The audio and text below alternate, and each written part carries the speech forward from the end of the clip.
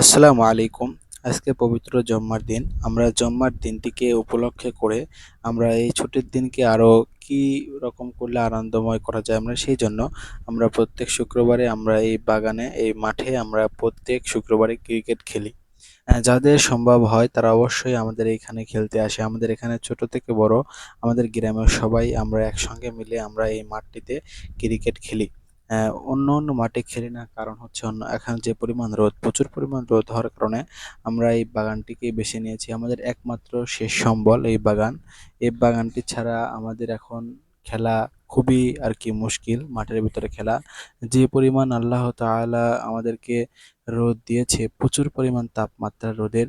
এই রোদের ভিতরে আসলে খেলা একটু কষ্টকর। আমরা এইজন্য এই বাগানে আমরা জুম্মার দিনে, শুক্রবারের দিনে আমরা প্রত্যেক শুক্রবারে খেলার চেষ্টা করি। বাঙালিদের একটি ঐতিহ্য খেলা হচ্ছে ক্রিকেট। এটা আমাদের গ্রামে যেরকম খেলে, পাশের গ্রামের লোকজন এরকম খেলে।